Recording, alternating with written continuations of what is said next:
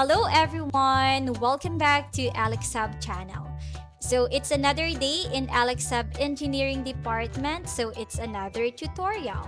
In today's video, pag-uusapan naman natin ang TCS3200 color sensor. This one is a powerful module na nakaka-detect and nakaka-measure ng colors with high accuracy. Ipapakita ko sa inyo kung paano siya gumagana, kung paano ikino-connect sa Arduino, and kung paano i-code to detect different colors. So kung ready na kayo to bring some colors to your project, magsimula na tayo. So first, let's discuss kung ano nga ba ang TCS3200 color sensor and kung paano ito gumagana. Ang TCS3200 ay isang color sensor na nakaka-detect and measure ng different colors gamit ang array of photodiodes with red, green, blue, and clear filters. Kino-convert niya yung light intensity sa frequency signal na mababasa gamit ang microcontroller like an Arduino. Then, the sensor filters light into red, green, and blue components, then outputs a pulse signal based on a detect na color. By switching between the filters and measuring the pulse frequency, malalaman natin yung dominant color in an object or surface. Then, this sensor has 8 pins, the VCC pin na nagpapower sa sensor with 5 volts. Then we have the GND, this is the ground connection. The S0 and the S1 pins, ito naman yung nagko-control ng frequency scaling of the output signal.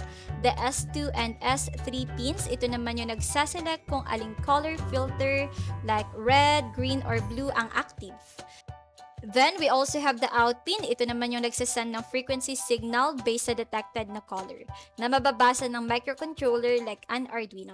Then, lastly, we have the OE or the output enable pin na ginagamit to enable or disable the output signal. And these pins work together to detect and measure colors accurately.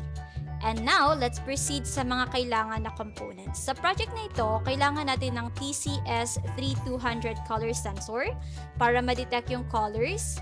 Then we also have an Arduino board para ma-process yung data and some jumper wires to connect everything.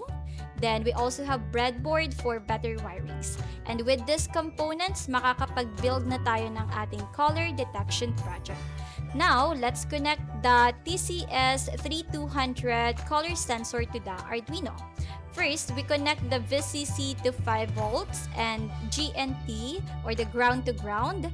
Then we connect the S0 to pin 4, S1 to pin 5, S2 to pin 6, and S3 to pin 7. Finally, we connect the out pin to pin 8 on the Arduino. And with these connections, the sensor is ready to detect colors. Now, let's continue sa ating coding. So, ang goal natin ay mabasa ang RGB values from the color sensor and print the detected color to the serial monitor. So, first, we define the pins connected to the sensor. We have the S0, S1, S2, and S3. So, these are for controlling the sensor's behavior. And then we have the sensor out. This is where the sensor sends the color data. Then, in the setup function, we set the mode of the sensor pins. S0, S1, S2, and S3 are set as outputs dahil sila yung nagko-control ng sensor. And sensor out is set as an input para maka-receive ng data from the sensor. Then, we also set the frequency scaling of the sensor to 20% by writing high to S0 and low to S1. Finally, we begin the serial communication para ma-print natin yung results sa serial monitor. In the loop function, we continuously read the RGB values from the sensor. First, we set the sensor to read red by configuring S2 and S3 to low. We then use the pulse in to measure the red value. Next, we change the pin settings to read green and blue values in a similar way. After reading all the 3 colors, we print the RGB values to the serial monitor. We then use the simple if statements para malaman natin yung dominant color based sa RGB values. If red is the smallest, we print red. If green is the smallest, we print green. If blue is the smallest, we print blue. If none of these conditions are met, the detected color is unknown. Finally, we add a 500 ms delay before repeating the process. And that's all. Kung tapos na kayo sa coding, upload nyo na ito sa inyong Arduino. Then let's proceed to testing. Meron ako ditong tatlong 3D printed blocks. I have the red one, the green one, and the blue one. Let's begin with the red one. So when I place this red block sa harap ng sensor, notice how the red value decreases. It is now the smallest value, meaning the detected color is red. When I place green, the smallest value is green, the detected color is green. And when I place blue, the smallest value is blue, the detected color is blue.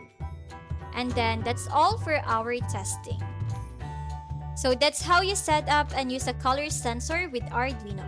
Pwede nyo na siyang gamitin in a variety of projects like color-based sorting systems or interactive devices. So if you found this tutorial helpful, pwede nyong i-like yung video and mag-subscribe sa aming YouTube channel for more tutorials. Also, drop a comment below if you have any questions or suggestions for future videos.